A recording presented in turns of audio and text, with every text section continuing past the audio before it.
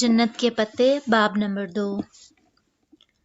दरवाजे पे मध्यम सी दस्तक हुई तो वो सरअत से कुर्सी से उठी, एक नज़र सोती डीजे पे डाली, दूसरी अपनी ज़ेर इस्तेमाल बंक पे जो वो दोबारा से बिना सिलवट और शिकन के बनाया जा चुका था और जिस पर तुर्क लड़कियों के एतमाद के खून किए जाने की कोई निशान बाकी ना थी, और दरवाज़ा खोल दिया। सलाम अलैकुम एक्सचेंज स्टूडेंट्स। हाले नूर हशाश बशाश सी मुस्कुराती खड़ी थी। वो यूं थी गोया धुली हुई चांदनी, सियाह स्कार्फ चेहरे के गिर्द लपेटे, हल्की सब्ज लंबी जैकेट तले सफेद जीन्स पहने, शाने पे बैग और हाथों में चाबियों का गुच्छा पकड़े वो पूरी तैयारी के साथ आई थी। वालेकुम अस्सलाम। आओ, हाले में तुम्हारे रोम में गई थी मगर तुम उधर नहीं थी, मैंने अंदाजा किया तुम यहीं होगी। हाले ने अपना बैग मेज पे रखा और कुर्सी खींचकर नफासत से बैठी। हाँ, मैं अलग सुबह ही इधर आ गई थी, डीजे की याद आ रही थी। खदीजा सो रही है? हाले ने गर्दन ऊंची करके ऊपर देखा, जहां डीजे दो मोटे कंबल गठड़ी की सूरत खुद पे डाले सो रही थी। हाँ, और शायद देर तक सोती रहे। ओह, मैंने सोचा था कि तुम्हारे फ़ोन रजिस्टर्ड करवाने चले आज। तुर्की में गैर मुल्की फ़ोन पे तुर्क सिम कार्ड 1 हफ्ते के बाद ब्लॉक हो जाता है। हाँ बिल्कुल, तुम लोग जाओ और मेरा फ़ोन भी ले जाओ, मैं अभी 2 घंटे मजीद सोऊंगी। कमलों के अंदर से आवाज़ आई तो हाले मुस्कुरा दी। मुस्कुराते हुए उसकी चमकती सुरमई आंखें छोटी हो जाती थीं। चलो हया, हम दोनों चलते हैं।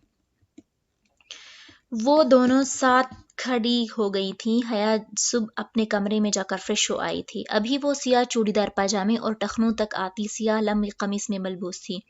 शिफॉन का दुपट्टा गर्दन के गिर्द मफलर की तरह लपेटे और ऊपर लंबा सियाह स्वेटर पहने हुए थे, जिसके सामने बटन से खुले थे। कुछ दिन मेरे खुशकिस्मत दिन होते हैं जब मेरे पास कार होती है, और कुछ दिन बदकिस्मत जब मेरे पास कार नहीं होती, और आज मेरा खुशकिस्मत दिन है, हाले ने उठते हुए बताया। अभी हम करीबी दुकानों में जाएंगे, अगर वहां से फ़ोन रजिस्टर्ड न हुए तो जवाहिर चलेंगे, इसके बाद वहां से जहांगीर। जवाहिर? हया ने उबरू उठाई। जहांगीर को उसी ने किसी तुर्क का नाम समझकर नजरअंदाज कर दिया। जवाहिर शॉपिंग मॉल है, यूरोप का सबसे बड़ा और दुनिया का छठा बड़ा शॉपिंग मॉल। ओह अच्छा, जैसे पार्क टावर्स। ऊपर कमलों से आवाज आई। Park towers? हाले ने गर्दन उठाकर खदीजा के कमलों को देखा। हमारा पार्क टावर्स एशिया के सबसे बड़ा शॉपिंग मॉल शुमार होता है, वो गुनूदा आवाज में बोली। नाइस। हॉले 27 से मुस्कुराकर बाहर निकल गई। हया ने उसके जाने के बाद तसल्ली कर ली, फिर लपक कर पीछे आई और सीढ़ी पे चढ़कर डीजे का कंबल खींचा। ये पार्क टावर्स एशिया का सबसे बड़ा मॉल कब से हो गया? उसने कौन सा जाकर चेक कर लेना है, थोड़ा शो मारने में क्या हर्ज है? डीजे गड़ाब से फिर कंबल में घुस गई। हाले ड्राइव करते हुए मुतासिफ सी बार बार माजरत कर रही थी, फोन रजिस्टर नहीं हो सके थे। एविया की दुकान पहले तो मिली नहीं, दूसरी मोबाइल कंपनियों की दुकानें हर जगह थीं, यूं जैसे आपको जोम की दुकान की तलाश हो और हर जगह यूफोन की दुकानें हों। बेमुश्किल एक दुकान मिली तो उसका मैनेजर शॉप बंद करके जा रहा था। लाखों मन्नतों पर भी उसने दुकान नहीं खोली और चला गया।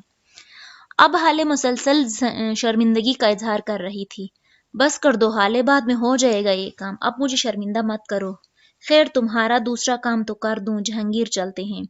हाले ने गहरी सांस अंदर खींची। गाड़ी सड़क पर रवां दवां थी और खिड़की के बाहर हर सू बर्फ दिखाई दे रही थी। तुम एड्रेस दिखाओ, हम पहुंचे हैं। किधर? हया ने नासमझी से ड्राइव करते हाले को देखा। जहांगीर और किधर? वहां क्या है? तुम्हारी आंटी का घर, कल जो कहा था कि तुम्हें ले जाऊंगी, सुबह बताया भी था, भूल गई? तुम इधर लेकर जा रही हो? वो हक्का बक्का रह गई। हाँ ना, अब एड्रेस बताओ। स्ट्रीट नंबर तो मुझे याद रह गया था, आगे बताओ। ओह हाले, उसने हड़बड़ाकर पर्स से वो मड़ा तड़ा सा कागज निकाला। उसने कागज पे देखा, उस इलाके का नाम चिहांगीर लिखा था और वो उसे सहांगीर पढ़ती रही थी। अब उसे याद आया कि तुर्कों का सी जीम की आवाज से पढ़ा जाता है। अगर उसे जरा सा भी अंदाजा होता कि इधर जाना है तो वो तहाइफ ही उठा लेती जो अम्मा ने भेजे थे। जरा अच्छे कपड़े ही पहन लेती, थोड़ा सा मेकअप कर लेती। लो, ये तो सामने ही था। अब तुम जाओ, मुझे इधर थोड़ा काम है। मेरा नंबर तुमने फोन में फीड कर दिया है ना?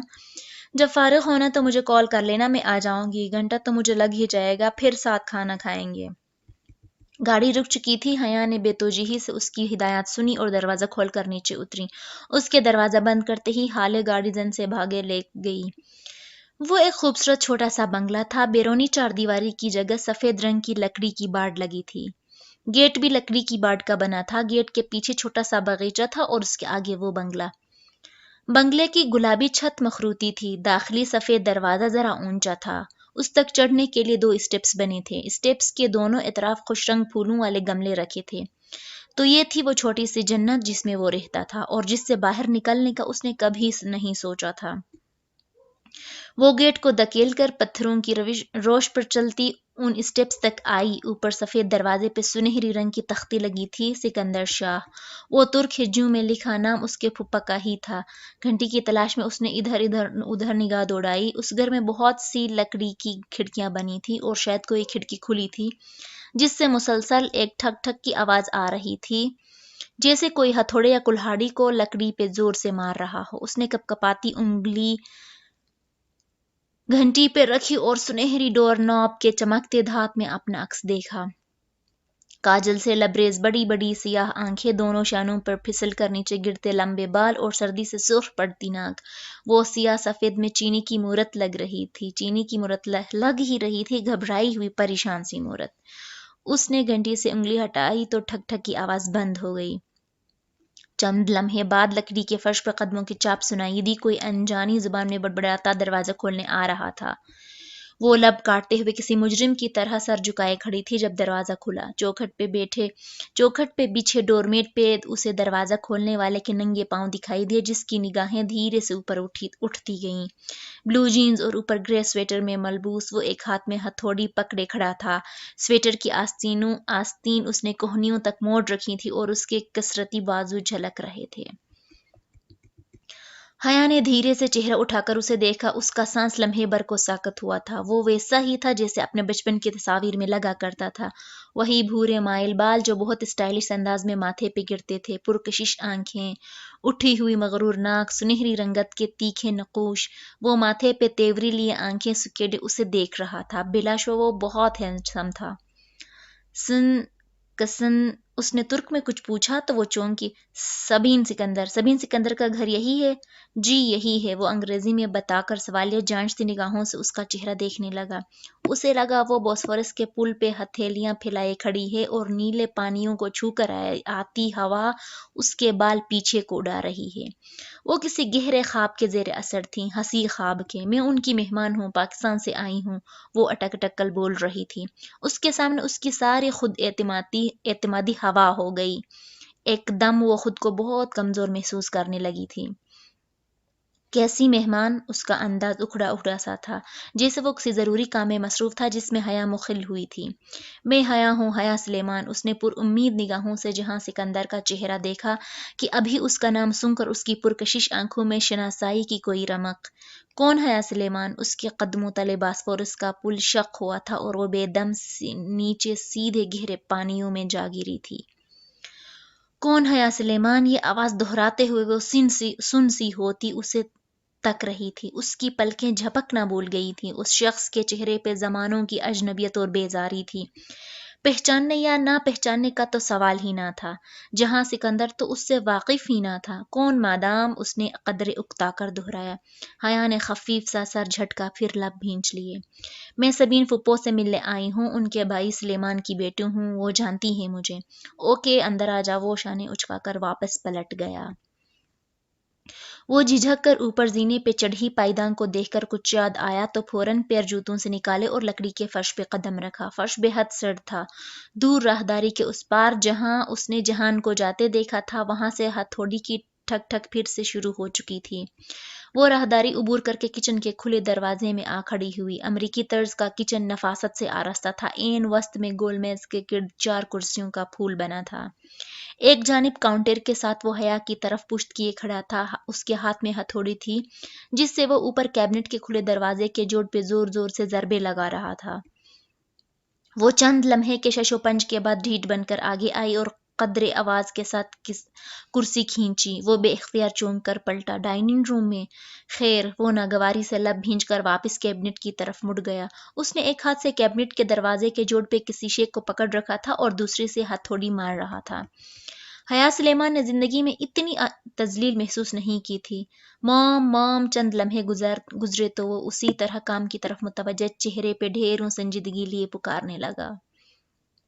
وہ انگلیاں مروڑتی ٹانگ پہ ٹانگ رکھے سر جھکائے بیٹھی تھی۔ دفتن چوکھٹ پہ آہٹ ہوئی تو سر اٹھایا۔ راہداری سے برتن ہاتھ میں لیے سبین پھپھو اسی پل کچن میں داخل ہوئی تھی۔ کندھوں تک آتے بوب کٹ بال اور کھلے لمبے اسکرٹ کے اوپر سرمئی سویٹر پہنے وہ کچھ بولتی آ رہی تھی۔ اسے بیٹھا دیکھ کر ٹھٹک کر رکی۔ حیا میرا بچہ تم کب آئیں؟ برتن کاؤنٹر پر تقریباً گرا کر وہ والہانہ انداز میں اس کی طرف لپکیں۔ وہ جو جہان کے سرد مہر رویے پہ بددل سی بیٹھی تھی گڑبڑا کر اٹھی، بہت گرم جوشی سے اسے گلے لگا کر انہوں نے اس کی پیشانی چومی، پھر بے حد محبت و اپنائیت بھری نم آنکھوں سے مسکرا کر اس کا چہرہ دیکھا۔ فاطمہ نے بتایا تھا کہ تم کچھ روز یہاں تک آؤ گی ملنے، میں سوچ رہی تھی کہ تم تھکن اتار لو تو میں خود ہی تم سے ملنے آؤں گی۔ کیسی ہو تم؟ کتنی پیاری ہو گئی ہو؟ وہ اب اس کے ساتھ والی کرسی پہ بیٹھی محبت سے اس کا ہاتھ تھامے کہہ رہی تھی۔ میں ٹھیک ہوں پھپھو، آپ کیسی ہیں؟ وہ بدوقت مسکراتی انہی کی طرح انگریزی میں گفتگو کر رہی تھی۔ تم کتنی بڑی ہو گئی ہو، آنکھیں تو بالکل سلیمان بھائی جیسی ہیں۔ لوگ کہتے ہیں میری آنکھیں میری اماں سے ملتی ہیں پھپھو، وہ ہلکا سا جتا گئیں۔ بھائی مجھے تو میرے بھائی کا ہی عکس لگتی ہو، اور سب کیسے ہیں؟ وہ ایک ایک کا حال پوچھے گئیں۔ وہ سب کی خیریت بتا کر کہنے لگیں، آپ داور بھائی کی شادی میں نہیں آئیں؟ دھاور بھی کتنا بڑا ہو گیا ہے، ماشاءاللہ شادی بھی ہو گئی۔ کیسی رہی شادی؟ میں نے ویڈیو دیکھی تھی تمہاری۔ اس نے چونک کر اسے دیکھا۔ کون سی ویڈیو؟ اس کا سانس رکنے لگا، ایک دم ہی کمرے میں بہت گٹھن ہوئی تھی۔ وہ جو داور کے ولیمے پہ اسٹیج پہ بنائی گئی تھی، اس نے ریڈ فراک پہن رکھی تھی، میں نے روہیل کے فیس بک پہ دیکھی تھی۔ روہیل سے کانٹیکٹ ہے آپ کا؟ اس کی رکی سانس ایک خوشگوار حیرت کے ساتھ بحال ہوئی۔ اور آپ فیس بک یوز کرتی ہیں؟ وہ ان دونوں کی جانب پشت کیے کیبنٹ کے دروازے پہ اسی طرح ضربے لگا رہا تھا۔ ہاں بس روہیل کے البمز دیکھنے کے لیے کرتی ہوں۔ تم فیس بک استعمال کرتی ہو؟ نہیں پہلے کرتی تھی پھر چھوڑ دیا، مجھے یہ سوشل نیٹ ورکس پسند نہیں ہیں۔ ہر شخص آپ کی زندگی میں جھانک رہا ہوتا ہے، انسان کی کوئی پرائیویسی ہی نہیں رہتی۔ او حیا تم جہان سے ملی؟ ایک دم خیال آنے پہ انہوں نے گردن پھیر کر اپنے بیٹے کو دیکھا جو چہرے پہ ڈھیروں سختی لیے اپنے کام کی طرف متوجہ تھا۔ جہاں تم حیا سے ملے ہو؟ یہ سلیمان بھائی کی بیٹی ہے اور روہیل کی بہن ہے، تمہاری فرسٹ کزن۔ مل چکا ہوں۔ وہ اب جھک کر دراز سے کیل نکال رہا تھا۔ یہ رشتہ داریاں یاد رکھنے کے معاملے میں بہت پور ہے، ویسے کوشش تو کرتا ہے اور اسے رشتے یاد بھی رہتے ہیں۔ دراصل پھپھو انسان کو رشتے تب یاد رہتے ہیں جب اس کے ماں باپ اسے رشتے یاد دلائیں۔ بچوں کا کیا قصور؟ سارا قصور تو والدین کا ہوتا ہے۔ اگر والدین ہی اولاد کو کبھی رشتے داروں سے نہ ملوائیں تو الزام کس کے سر پہ رکھا جائے؟ سبین پھپھو کا جوش و خروش سے دمکتا چہرہ پھیکا پڑ گیا، مگر وہ اسی طرح تلخی سے کہتی جا رہی تھیں۔ جہان اب بھی کام میں مصروف تھا، مثلاً اب آپ لوگ ہیں، آپ کئی دہائیوں سے ادھر مقیم ہیں اور شاید آپ کا واپس آنے اور اپنے خونی رشتوں سے ملنے کا دل ہی نہیں چاہتا تو ہے نا؟ یہ ان فیر نہیں۔ پھپھو کا چہرہ سفید پڑ گیا تھا، لٹھے کی مانند سفید اور پھیکا۔ پھر وہ بدوقت ذرا سی مسکرائیں اور ہولے سے سر جھٹکا۔ ٹھیک ٹھیک کہہ رہی ہو، بس کبھی آ ہی نہ سکے۔ وہ اب مطمئن تھی، اپنے لہجے پہ اسے قطعی افسوس نہیں ہوا تھا۔ یہ ان لوگوں کی بے رخی تھی جس کے باعث اس کا ان سے تعلق ایک سوالیہ نشان بن کر رہ گیا تھا۔ وہ زمین اور آسمان کے درمیان معلق تھی۔ کسی کی منقوہ ہو کر بھی خاندان کے لڑکے اس سے امید لگانے لگے تھے۔ اس کی کڑوی دوائی کا ذرا سا ذائقہ یہ ذمہ داران بھی تو چکھیں، جنہیں اپنے بیٹے کو یہ بتانا یاد رہا تھا کہ وہ اس کی کزن ہے اور بس۔ دفتن اس کی نگاہ فریج کے اوپر رکھے فوٹو فریم پر پڑی۔ اس میں ایک خوش شکل درمیانی عمر کے صاحب مسکرا رہے تھے، سر پر آرمی کیپ اور خاکی وردی کے کندھوں پہ سمجھے تمغے و پھول و ستارے۔ یہ پھپھا ہیں؟ وہ گردن اٹھا کر حیرت سے تصویر دیکھنے لگی۔ سبین پھپھو نے اس کی نگاہوں کے تعاقب میں دیکھا اور دھیرے سے سر ہلا دیا۔ انسان کو رشتے تب یاد رہتے ہیں جب اس کے ماں باپ اس کو رشتے یاد دلائیں۔ وہ پلٹے بنا خاصا جتا کر بولا تو حیا چونکی۔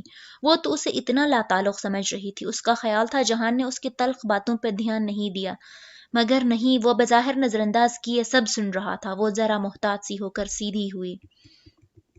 میرا مطلب ہے پھپھا آرمی میں تھے، پاکستان آرمی میں؟ نہیں۔ جہان ہتھوڑی سلیب پر رکھ کر آگے بڑھا اور فریج سے رکھا فریم ہاتھ سے گرا دیا۔ تصویر والی طرف فریج کے چھت پہ سجدہ ریز ہو گئی۔ حیا تم نے کھانا تو نہیں کھایا نا؟ میں بس لگا رہی ہوں۔ پھپھو اب سنبھل کر دوبارہ سے حشاش بشاش سی ہو گئی تھی۔ حیا جواب دیے بنا تحیر سے فریج کے اوپر اوندھے منہ گرے فریم کو دیکھے گئی۔ اس کے ایک سوال کے جواب میں جس بدمزاجی نے جہان نے گرے فریم گرایا تھا وہ ابھی تک اس پہ گنگ تھی۔ ممی آپ کا کیبنٹ تیار ہے۔ وہ اب کیبنٹ کے دروازہ کھول بند کر کے چیک کر رہا تھا۔ تھینک یو جہان، اور باتھ روم کا نل بھی۔ پھپھو نے گول میز پہ پلاؤ کا بڑا سا پیالہ رکھتے ہوئے یاد دلایا۔ اے ہے پھر وہی بدمزہ پلاؤ، وہ خفیف سا سر جھٹک کر رہ گئی۔ نہیں رہنے دے پھپھو، میں کوئی اگر مگر نہیں، میں تمہارے لیے کچھ خاص نہیں بنا سکی، اس لیے اب انکار کر کے مجھے شرمندہ مت کرنا۔ جہان اب دراز سے ایک ڈبہ نکال کر اندر رکھی چیزیں الٹ پلٹ کر رہا تھا۔ دفتن ڈور بیل بجی۔ جہان نے رک کر راہداری کے سمت دیکھا، پھر ڈبہ وہیں چھوڑا اور ادھر نکل گئے۔ شروع کرو حیا، پھپھو نے مسکراتی آنکھوں سے اسے دیکھتے ہوئے پلیٹ سے اسے تھما دی۔ اس نے شکریہ کہہ کر چاول اور تھوڑا سا لوبیا کا مسالہ پلیٹ میں نکالا۔ راہداری کے اس پار جہان کسی مرد کے ساتھ ترک میں کچھ بول رہا تھا۔ دونوں کی مدھم سی آوازیں سنائی دے رہی تھیں۔ دوسرے ہی چمچ میں وہ پلاؤ اسے مزیدار لگنے لگا تھا۔ ڈی جے ٹھیک کہہ رہی تھی، ان کو کھانا صرف سفر کی متلی کے باعث برا لگ رہا تھا۔ پھپھو آپ کے ہاتھ میں بہت ذائقہ ہے۔ حیا اس کا چمچہ پکڑے منہ تک جاتا ہاتھ اور بات دونوں رک گئے۔ بے حد بے یقینی سے اس نے گردن موڑی۔ جہان راہداری سے اسے پکارتا چلا آ رہا تھا۔ کیا اس مغرور اور بددماغ آدمی کو اس کا نام یاد رہ گیا تھا؟ جی، وہ بے مشکل بول پائی۔ وہ کچن کے کھلے دروازے سے اندر آیا تو حیا نے دیکھا اس کے ہاتھوں میں ایک آدھ کھلے گلابوں کا بوکے اور ایک سفید کارڈ تھا۔ کیا تم یہاں رہنے آئی ہو؟ وہ اس کے سامنے کھڑا سختی سے پوچھنے لگا۔ نہیں، وہ سانس روک کے ان سفید گلابوں کے پھولوں کو دیکھ رہی تھی۔ وہ اس کے لیے نہیں ہو سکتے تھے، نہیں، ہرگز نہیں۔ تو پھر اپنے ویلنٹائن کو میرے گھر کا پتہ دینے کی کیا ضرورت تھی؟ اس نے زیر لب ترک میں کسی غیر مہذب لفظ سے اس نامعلوم شخص کو نوازا اور گلدستہ و کارڈ اسے سامنے میز پر تقریباً پھینکنے کے انداز میں رکھا۔ نہیں، میں نے نہیں۔ وہ پھٹی پھٹی نگاہوں سے پھولوں کے اوپر گرے سفید کارڈ کو دیکھے گئی جس پہ لکھے حروف نمایاں تھے۔ فور مائی لو حیا سلیمان، فرام یور ویلنٹائن۔ اور ویلنٹائن ڈے میں ہفتہ 10 دن باقی تھے، اسے یاد تھا۔ یہ یہاں بھی پہنچ گیا۔ وہ ابھی بے یقین تھی۔ جہان اپنا ٹول باکس کھولے کھڑا چیزیں الٹ پلٹ کر رہا تھا۔ کچن میں ایک شرمندہ سی خاموشی چھائی ہوئی تھی۔ دفتن میز پہ رکھا حیا کا موبائل بج اٹھا۔ اس نے چونک کر دیکھا، گھر سے کال آ رہی تھی۔ اس نے کال کاٹی اور اٹھ کھڑی ہوئی۔ حیا بیٹھو بچے، پھپھو نے اسے روکنا چاہا۔ میری فرینڈ کال کر رہی ہے، وہ باہر آ گئی ہے، شاید چلتی ہوں، اللہ حافظ۔ حالانکہ پھپھو کی شکل سے ظاہر تھا کہ وہ جانتی ہیں کہ فون اس کے دوست کا نہیں تھا، مگر انہوں نے سر ہلا دیا، کہنے کو جیسے کچھ باقی نہیں رہا تھا۔ وہ کرسی دھکیل کر تیزی سے باہر نکل گئی۔ میز پہ سفید گلاب پڑے رہ گئے، ڈور میٹ پر اس کے جوتے یوں ہی پڑے تھے۔ اس نے ان میں پاؤں ڈالا تو دیکھا ایک کاغذ ان پہ گرا ہوا تھا۔ حیا جھکی اور وہ کاغذ اٹھایا۔ وہ کسی کورئر کمپنی کی رسید تھی، غالباً جو شاید جہان نے دستخط کر کے وہیں پھینک دی تھی۔ وہ رسید الٹ پلٹ کر دیکھتی تیز قدموں سے گیٹ عبور کر گئیں۔ وہ پھول آج ہی کی تاریخ میں کسی اے آر نے بک کروائے تھے۔ اے سے احمد اور آر سے وہ دھیرے دھیرے سڑک کے کنارے چلنے لگی۔ رسید ابھی تک اس کے ہاتھ پہ تھی۔ وہ گھنٹہ بھر تک پہلے خود اس بات سے ناواقف تھے کہ وہ جہانگیر سے آ رہی ہے، پھر اے آر کو کیسے علم ہوا؟ کیا وہ اس کا پیچھا کر رہا تھا؟ کیا اس کا تعاقب کیا جا رہا تھا؟ لیکن ایک پاکستانی آفیسر کے ایک غیر ملک میں اتنے ذرائع کیسے ہو سکتے ہیں؟ صرف اسے تنگ کرنے کے لیے اتنی لمبی چوڑی منصوبہ بندی کون کرے گا؟ وہ کالونی کے سرے پہ نصب بینچ پہ بیٹھ گئی۔ اس کی نگاہیں برف سے ڈھکی گھاس پہ جمی تھی۔ اسے حالے کے آنے تک یہیں بیٹھنا تھا۔ اس نے اگلے روز ہی ڈروم آفیسر حقان سے بات کر کے اپنا کمرہ بدلوا لیا تھا اور وہ ڈی جے کے کمرے میں منتقل ہو چکی تھی۔ کمرے میں تیسری لڑکی ایک چینی نژاد لنگ لنگ تھی۔ اس کا پورا نام اتنا لمبا اور پیچیدہ تھا کہ اس نے یورپ کے لیے اپنا نام چیری رکھا تھا۔ وہ ایکسچینج اسٹوڈنٹ تھی اور پی ایچ ڈی کر رہی تھی۔ چوتھی لڑکی ایک اسرائیلی یہودی ٹولی تھی، واقعتاً ٹولی کے درخت کی طرح لمبی چوڑی اور گنگریالے بالوں والی۔ وہ بھی ایکسچینج اسٹوڈنٹ تھی، اور اس کے ساتھ والے کمرے کے فلسطینی ایکسچینج اسٹوڈنٹس وہ ہینڈسم لڑکے کا ذکر ڈی جے نے پہلے روز کیا تھا۔ گاڑی اس سے چھینی تھی۔ وہ فلسطینی لڑکے اور وہ اسرائیلی لڑکی ہر جگہ ساتھ ساتھ نظر آتے تھے، کیمپس کی سیڑھیاں ہوں یا ہاسٹل کا کامن روم، وہ چاروں ساتھی ہوتے۔ ان کے پاسپورٹ چیک کرو، یا تو یہ اسرائیلی نہیں ہے یا وہ فلسطینی نہیں ہے۔ اتنا اتحاد اور دوستی، توبہ ہے بھائی۔ ڈی جے جب بھی ان کو ساتھ دیکھ کر آتی یوں ہی کڑتی رہتی۔ حیا نے ابھی ان لڑکوں کو نہیں دیکھا تھا، نہ ہی اسے شوق تھا۔ تمام ممالک کے ایکسچینج اسٹوڈنٹس پیر تک پہنچ گئے تھے۔ وہاں کسی کو کسی ایکسچینج اسٹوڈنٹ کا نام معلوم نہیں تھا۔ بس یہ فلسطینی ہے، یہ چائنیز ہے، یہ نارجین ہے، یہ ڈچ ہے اور یہ دونوں پاکستانی ہیں۔ ان کو 1 سے 4 مضامین لینے کا اختیار تھا، ڈی جے نے 2 لیے جبکہ حیا نے 4 لیے۔ چوتھے ماہ کے اختتام پہ امتحان دینے کی پابندی تھی اور یہ 5 ماہ لازماً ترکی میں گزارنے کی پابندی تھی۔ باقی چاہے ہاسٹل میں رہو چاہے نہ رہو، چاہے ساری رات باہر گزارو، کوئی پوچھنے والا نہ تھا، خوب مزے تھے۔ سبانجی میں کلاس کے اندر لڑکیوں کے اسکارف پہ پابندی تھی۔ تو یہ حالے نور کیا کرتی ہوگی؟ حیا نے ڈی جے سے تب پوچھا جب وہ دونوں نماز کے بہانے کلاس میں دکھائی جانے والی ترکی کی تعارفی پریزنٹیشن سے کھسک کر آ گئی تھیں اور اب پرے ہال میں بیٹھی چپس کھا رہی تھیں۔ وہ کلاس میں اسکارف اتار کر ہی جاتی ہے، ڈی جے چپس کترتے ہوئے بتا رہی تھی۔ وہ دونوں چوکٹی مار کر کارپٹ پہ بیٹھی تھیں۔ ایک طرف الماری میں قرآن و اسلامی کتب کے نسخے سجے تھے، دوسری طرف بہت سے اسکارفز اور سکرٹس ٹنگ کے ہوئے تھے۔ جینز والی ترک لڑکیاں سکرٹس پہن کر نماز پڑھ لیتی اور پھر بعد میں وہ سکرٹ وہاں لٹکا کر چلی جاتی۔ استنبول کے ہر زنانہ پرے ہال میں ایسے اسکارف اور سکرٹس لٹکے ہوئے ہوتے تھے۔ مزے کی ہے یہ حالے نور بھی، وہ انگلی سے بال پیچھے کرتے ہوئے کہہ رہی تھی۔ اس نے بھی بلو جینز کے اوپر گلابی سویٹر پہن رکھا تھا۔ پاکستان میں تایا فرقان کی ڈانٹ کے ڈر سے وہ جینز نہیں پہن سکتی تھی، لیکن شکر ہے یہاں وہ لوگ نہیں تھے اور وہ اپنی زندگی کو اپنی مرضی سے لطف اندوز ہو کر گزار رہی تھی۔ پرسوں تم اپنی پھپھو کے گھر گئی تھی، کیسا ٹرپ رہا؟ اچھا رہا، پھپھو نے پلاؤ بنایا تھا، وہ واقعی اتنا بدمزہ پکوان نہیں ہے جتنا ہم سمجھتے تھے۔ میں تو پہلے ہی کہہ رہی تھی۔ جب پرے ہال میں بھی خوب بور ہو گئیں تو باہر نکل آئیں۔ سرد نم ہوا دھیمے لے میں بہ رہی تھی۔ ہری گھاس پہ سبانجی کی گول سی عمارت پورے وقار کے ساتھ کھڑی تھی، جیسے ایک گولائی کی شکل میں بنے گھر کو ہیٹ پہنا دی جائے۔ شیشے کے اوپر داخلی دروازوں کے سامنے کھڑکیاں بنی تھی، سیڑھیوں کے دونوں اطراف سبزہ پھیلا تھا۔ وہ دونوں فائلیں تھامے زینے اتر رہی تھی جب ڈی جے نے اس کا شانہ ہلایا۔ یہ جو آخری زینے پہ 3 لڑکے کھڑے ہیں، یہ وہی فلسطینی لڑکے ہیں، دیکھو ٹولی بھی ان کے ساتھ ہے۔ اس نے ہوا سے چہرے پہ آتے بال پیچھے ہٹائے اور دیکھا، وہ ہینڈسم اور خوش شکل سے لڑکے سیڑھیوں کے کنارے کھڑے باتوں میں مصروف تھے۔ آؤ ان سے ملتے ہیں۔ مجھے دلچسپی نہیں ہے، تم جاؤ، مجھے ذرا کام ہے۔ وہ کھٹ کھٹ زینہ اترتی آگے بڑھ گئیں۔ ڈی جے انہیں پکارا اور وہ ان فلسطینیوں کی جانب چلی گئیں اور وہ یہی چاہتی تھیں، ڈی جے سے دوستی اپنی جگہ، مگر فی الحال وہ خوب آزادی سے استنبول کو کھوجنا چاہتی تھیں، اکیلی اور تنہا۔ قریباً گھنٹے بھر وہ اپنے کمرے سے خوب تیار ہو کر نکلی اور پتھریلی سڑک پہ چلنے لگی۔ اس نے بلو جینز کے اوپر ایک تنگ اسٹائلش سا گھٹنوں تک آتا سرخ کوٹ پہن رکھا تھا۔ شدید سردی کے باوجود ننگے پاؤں میں 5 انچ اونچی سرخ پینسل ہیل پہنی تھی۔ ریشمی بال ہوا سے شانوں پہ اڑ رہے تھے اور گہرے کاجل کے ساتھ رس بھری کی طرح سرخ لپسٹک۔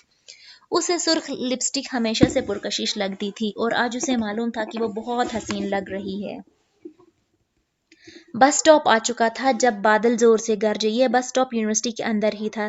سبانجی کی ہیروئن گورسل تھی۔ گورسل بس سروس وہ سبانجی کے طلباء کے لیے ہی چلتی تھی اور انہیں استنبول تک لے جاتی تھی۔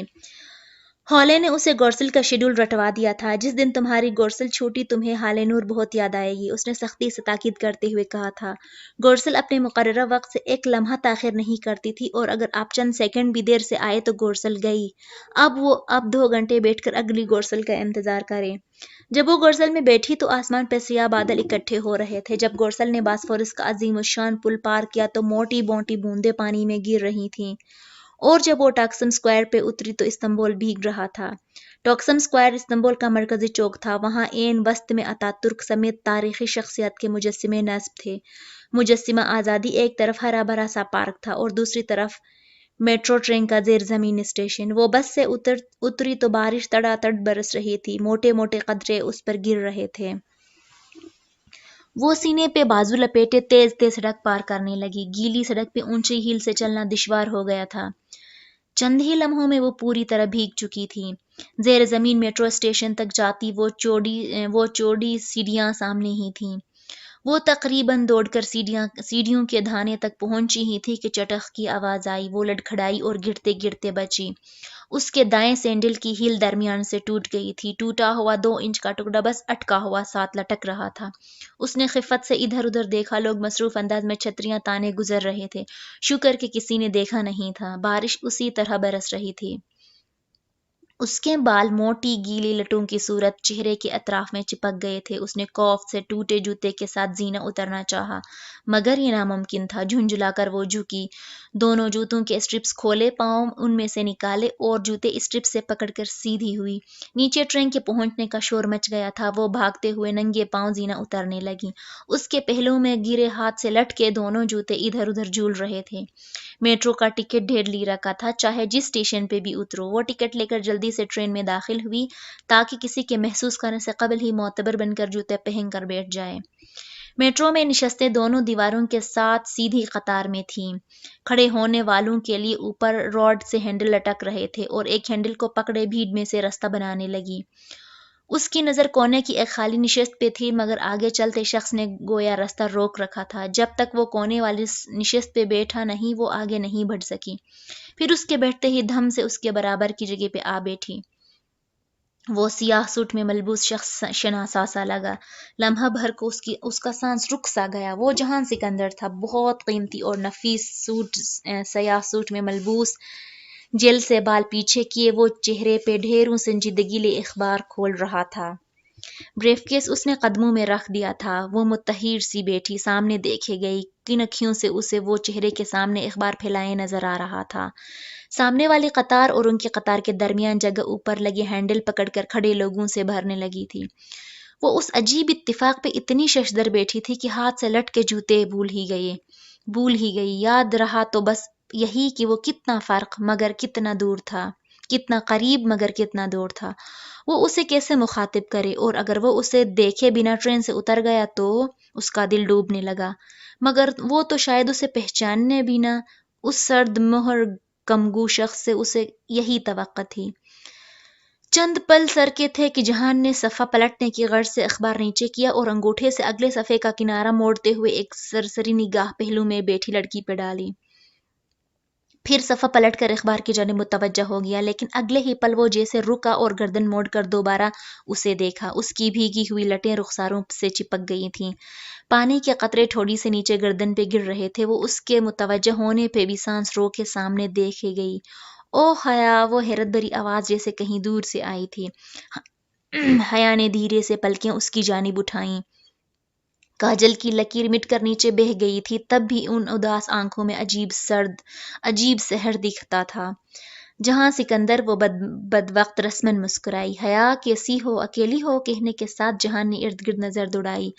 وہاں کوئی مسافر حیا کا ہمسفر نہیں لگ رہا تھا۔ جی اکیلی ہوں، میں نے یہ بھی پوچھا ہے کہ کیسی ہو؟ مسکراتے ہوئے اپنا یت سے کہتے ہوئے وہ اخبار تہہ کرنے لگا۔ وہ جو اس کے لیے ہتھوڑی اور میخیں نہیں رکھ سکتا تھا، اب اخبار رکھ رہا تھا۔ یا خدا، یہ وہی جہاں سکندر تھا!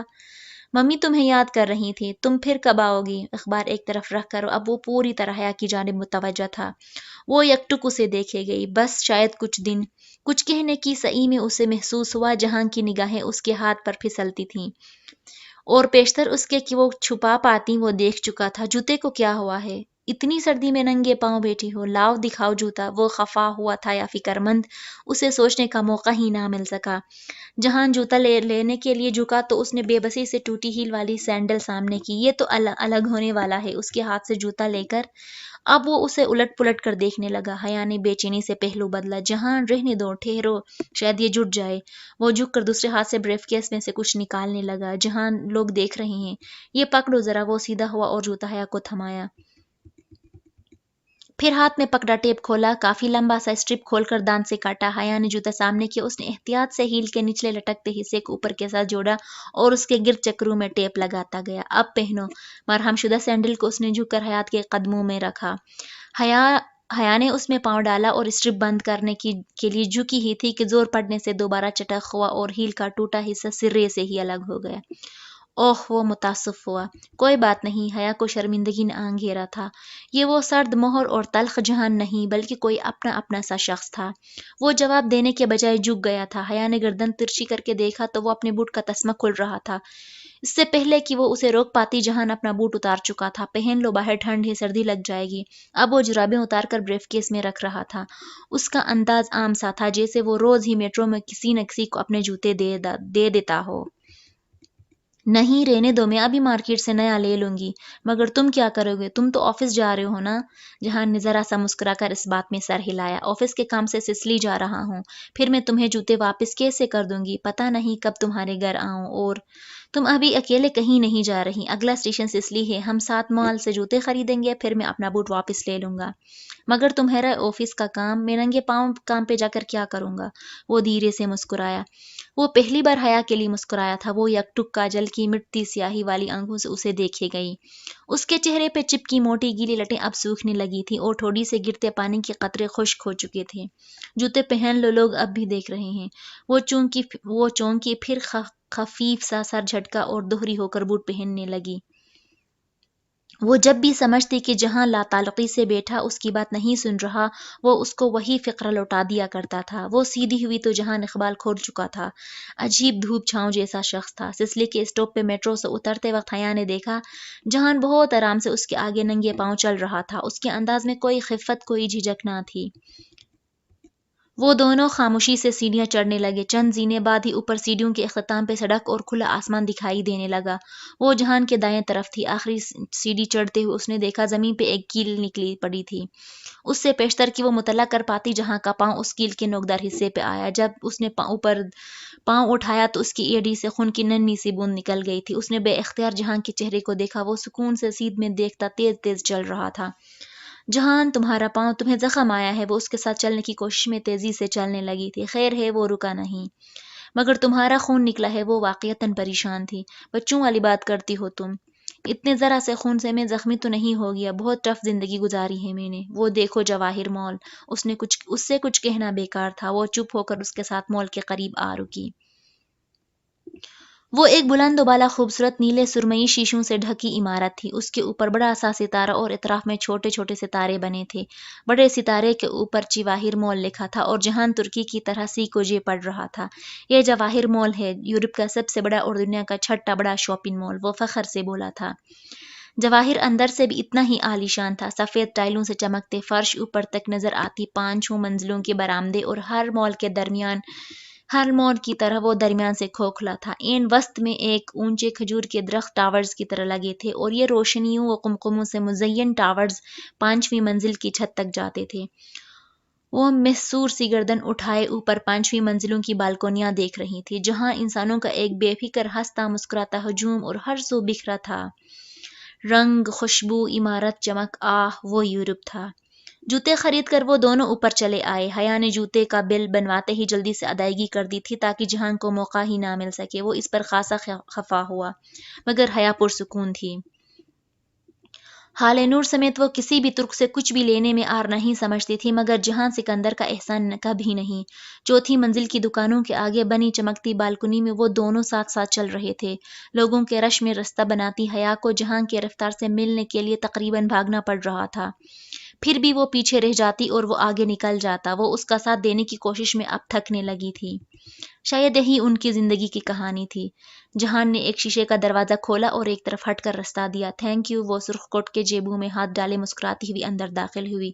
وہ اس کے پیچھے آیا۔ وہ ریسٹورانٹ تھا، نرم گرم ماحول، ہیٹر اور باہر کے سرما کی ملی جلی خنکی مدھم روشنیاں، پیچھے بجتا دھیما میوزک۔ آرڈر کرو۔ وہ ایک کونے والی میز کے گرد سامنے اب بیٹھ گئے تو جہان نے کہا۔ اپنا کوٹ اتار کر اس نے کرسی کی پشت پر رکھ دیا اور اب وہ کف کھول کر آستین موڑ رہا تھا۔ مگر یہ دعوت کس خوشی میں ہے؟ حیا دونوں کوہنیاں میز پہ ٹکائے، دائیں ہتھیلی ٹھوڑی تلے ٹکائے دلچسپی سے اسے دیکھ رہی تھی۔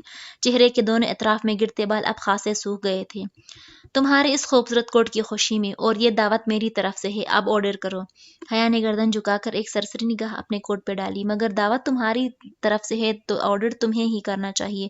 اس نے جہان کی بات نظر انداز کر دی کہ وہ شاید مذاق کر رہا ہے۔ ٹھیک ہے۔ جہان نے مینو کارڈ اٹھایا اور صفحہ پلٹنے لگا۔ وہ مہوسی اس کی وجہ چہرے کو دیکھنے گئی۔ کیا وہ جانتا تھا کہ وہ اس کی بیوی ہے؟ اتنی بڑی بات وہ نہ جانتا ہو؟ کیا یہ ممکن تھا؟ اس روز تم نے بہت غلط بات کی تھی جہاں، مجھے تم پہ بہت غصہ آیا تھا۔ جب وہ آرڈر کر چکا تو یوں ہی بند مٹھی ٹھوڑی تلے ٹکائے اسے تکتے ہوئے بولی۔ میں نے کیا کہا تھا؟ وہ حیران ہوا۔ پتہ نہیں کس نے میرے نام وہ پھول بھیجے اور تم نے کہا کہ میرا ویلنٹائن۔ میں ایسی لڑکی نہیں ہوں جہان، نہ ہی میں جانتی ہوں کہ وہ پھول کسی نے بھیجے تھے۔ اوکے، جہان نے سمجھنے والے انداز میں اس بات میں سر کو جنبش دی، مگر وہ جانتی تھی اسے یقین نہیں آیا۔ रेस्टोरेंट में गहमा गहमी थी। इर्द गिर्द वेटर्स मेज़ों के दरमियान रास्ता बनाते ट्रे उठाए तेजी से फिर रहे थे। पस मंजर में बजती मौसीकी के सुर बदल गए थे। अब एक तुर्क ग्लोकार धीमी ले वाला गीत गुनगुना रहा था। वैसे तुम सुबह सुबह कहाँ जा रही थी? मैं यहाँ से इसलिए ही आ रही थी शॉपिंग वगैरह करने। वेटर कॉफ़ी ले आया था और अब दोनों के दरमियान झुका ट्रे से दूसरा कप उठाकर मेज़ पे रख रहा था। बहादुर लड़की हो, अकेले घूम फिर लेती हो, जहान ने मुस्कुराकर कहते हुए अपना कॉफ़ी में शक्कर डाली। इस्तांबुल में ये बहादुरी महंगी तो नहीं पड़ेगी? मतलब? कॉफ़ी का भाप उठता हुआ कप लबों से लगाते हुए जहां की आंखों में उलझन उभरी। उसने एक घूंट भर कर कप नीचे रखा। मतलब ड्रग माफिया, ऑर्गेनाइज्ड क्राइम और स्टेट सीक्रेट ऑर्गेनाइजेशन जैसी तरकीबात से वास्ता तो नहीं पड़ेगा? वो कोहनिया मेज पर रखे आगे हुई और चेहरे पे सादगी सजाए आहिस्ता से बोली, क्योंकि सुना है यहाँ इन सब से पाला पड़ सकता है। किस से सुन लिया तुमने ऐसी खौफनाक बातें? जहां ने मुस्कुराकर सर झटका। तुम बताओ ये पाशा कौन है? पाशा को नहीं जानती तो तुर्की क्यों आई हो? मुस्तफ़ा कमाल पाशा या कमाल अतातुर्क, वो तुर्कों का बाप था। वो नहीं, मैं इस्तांबुल के पाशा की बात कर रही हूँ, अब्दुर्रहमान पाशा की। कॉफ़ी का कप लबों तक ले जाते हुए जहान ने रुक कर नासमझी से देखा। कौन? कॉफ़ी से उठती भाप लम्हे भर के लिए उसके चेहरे को ढांप गई। एक भारतीय स्मगलर जो यूरोप से असलहा स्मगल करता है। कम ऑन, उसने कप रखकर संजीदगी से हया को देखा। इस्तांबुल में ऐसा कोई माफिया राज नहीं है। यह किसी ने तुम्हें कहानियां सुना दी हैं। यूं ही मशहूर होने के लिए किसी ने अपने बारे में कोई अफवाह उड़ाई होगी। तुम इस्तांबुल को क्या समझ रही हो? हाले की तरह वो एक खालिस तुर्क था, अपने इस्तांबुल के दिफा के लिए जी जान से तैयार। वेटर जहां के इशारे पे बिल ले आया और जहान अपने बटुए से कार्ड निकालकर उसकी फाइल में रख रहा था। राई होती है तो पहाड़ बनता है ना? हाया ये पाकिस्तान नहीं है, जहान ने जरा तफाखुर से जताकर कहा। तो उसके लब भींच गए। कार्ड रखकर जहान ने फाइल बंद करके एक तरफ रखी। पाकिस्तान में भी यह सब नहीं होता और बिल मैं दूंगी। हया ने तेजी से फाइल उठाई और खोली, जैसे मैं जानता ही नहीं। जहां की अगली बात लबों में रह गई। उनके दाएं तरफ से एक वेटर ट्रे उठाए चला आ रहा था। अचानक एक दूसरा वेटर तेजी से उसके पीछे से आया और पहले वेटर से आगे निकलने की कोशिश की। पहले वेटर को ठोकर लगी तो वो तवाज़न बरकरार न रख पाया और नतीजतन उसकी दाएं हथेली पे सीधी रखी लकड़ी का शटर शटर करता भाप उड़ाता सिजलर प्लेटर बीफ स्टिक्स समेत उलट गया। मेज पे रखे हया के हाथ पे ट्रे और गरम बीफ इकट्ठे आकर गिरे। वो बिलबिलाकर खड़ी हुई फाइल और बिल नीचे जा गिरे। आई एम सॉरी दोनों वेटर बैक वक्त चीजें ठीक करने लगे। ट्रे से कॉफी का एक कप भी उलट गया था और सारी कॉफी अब फर्श पर गिरी पड़ी थी। जहां नागवारी से तुर्क में उन्हें डांटने लगा। चंद मिनट माजरतों और मेज साफ करने में लग गए। वो वापस बैठा तो हया अपनी कलाई से हिला रही थी। तुम्हें चोट आई है? दिखाओ, ज्यादा जल तो नहीं गया? उसने हाथ बढ़ाया मगर हया ने कलाई पीछे कर ली। जरा सी चोट से मैं जख्मी तो नहीं हो गई। बहुत टफ जिंदगी गुजारी है मैंने। बेजाहिर मुस्कुराकर वो दर्द को दबा गई। हथेली सुर्ख पड़ चुकी थी और शदीद जल रही थी। मेरी बात और है, हाथ दिखाओ। मगर उसने हाथ गोद में रख लिया। ठीक है, इट्स ओके, कॉफी का शुक्रिया, अब हमें चलना चाहिए। वो उठ खड़ी हुई। बिल वाली बात उससे भूल गई थी, मगर कॉफी तो खत्म कर लो। वो कदरे परेशानी से खड़ा हुआ। रहने दो, इंतहाई बदतहजीब वेटर्स हैं यहाँ के। चलो। वापसी पे वो उसे मेट्रो स्टेशन तक छोड़ने आया। जेर जमीन जाती सीढ़ियों के धाने पे वो दोनों आमने सामने खड़े थे। तुम वापस टॉक्सम नहीं आओगे? नहीं, वो यहाँ से दफ्तर ही है, जिससे काम के सिलसिले में मिलने आया था उस तरफ। जहां ने बाजू उठाकर दूर एक तरफ इशारा किया। उससे उस पे सफेद शर्ट की आस्तीन उसने सफेद शर्ट की आस्तीन यूं ही कोहनियों तक मोड़ रखी थी और कोट बाजू पे डाल कर रखा था। टाई की नोट अब तक ढीली हो चुकी थी। वो यकीनन उसका एक वर्किंग डे खराब कर चुकी थी। वैसे तुम क्या करते हो? वो कोट की जेबों में हाथ डाले खड़ी गर्दन उठाए उसे देख रही थी। मैं एक गरीब सा रेस्टोरेंट ओनर हूँ, इस्तकलाल स्ट्रीट पर, जो पहला बर्गर किंग है। वो मेरा है। इस्तकलाल स्ट्रीट टॉक्सम स्क्वायर के बिल्कुल साथ ही है। देखी है ना तुमने? उसने गर्दन दाएं से बाएं और बाएं से दाएं हिलाई। तुम इस वीकेंड पर घर क्यों नहीं आ जाती? मम्मी खुश होंगी। और तुम? बेसख्ता लबों से फिसला। मैं तो वीकेंड पर भी रेस्टोरेंट में होता हूँ। फिर फायदा? उसने सोचा। कोशिश करूंगी। वो मुस्कुरा दी, फिर दायां हाथ जेब से निकालकर बाल पीछे हटाए। तुम्हारा हाथ अभी तक सुर्ख है। अगर उसे दोस्त ने पूछा तो क्या कहोगी? कह दूंगी कि गंदी बर्फ के साथ कीचड़ थी, गैस पे वही फिसल गई। उसने लापरवाही से शाने उचकाए। अब कजन के साथ कॉफी पीने का किस्सा सुनाने से तो रही। फिसल गई तो हथेली रगड़ गई। हाँ, और घुटने? जहां ने मुस्कुराकर उसके जीन्स की तरफ देखा। मतलब? हया ने उबरू उठाए। लड़की कवर स्टोरी पूरी बनाओ। اگر تم ہتھیلیوں کے بل کیچڑ میں گرو تو اصولاً تمہارے گھٹنوں پر بھی رگڑ آنی چاہیے۔ پھر وہ چند قدم چل کر گھاس کے قطعے کی طرف گیا، جھک کر 3 انگلیوں سے تھوڑی سی مٹی اٹھائی اور واپس آ کر اس کے سامنے کیے۔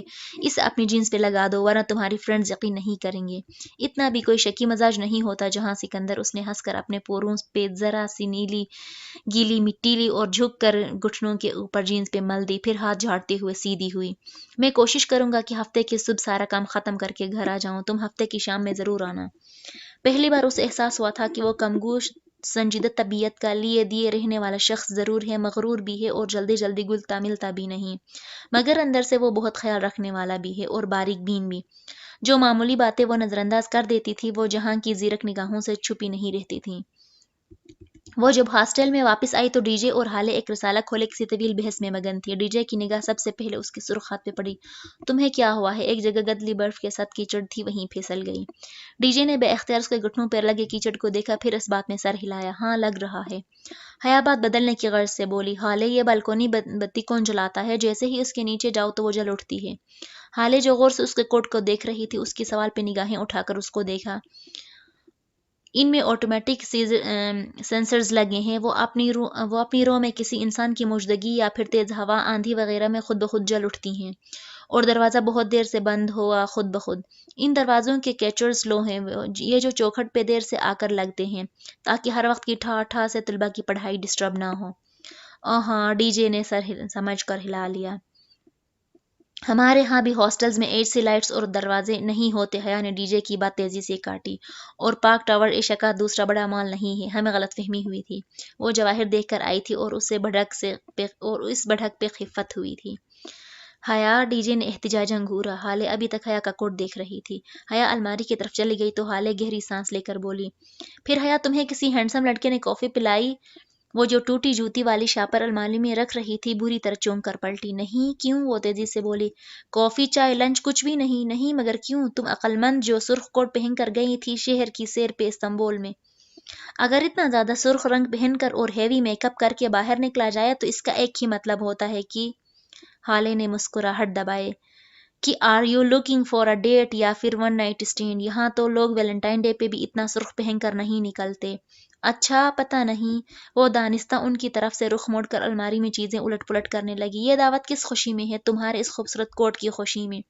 مارے تضحیک کے اس کے کانوں سے دھواں نکلنے لگا۔ وہ جہان کی مسکراہٹیں، وہ شائستگی، وہ ریسٹورنٹ لے جانا، وہ سب کسی اپنائیت کے جذبے کے تحت نہیں تھا، بلکہ وہ اسے کوئی بکاؤ مال کی طرح سمجھ رہا تھا، خود کو پلیٹ میں رکھ کر پیش کرنے والی لڑکی، کوئی پیشہ ور۔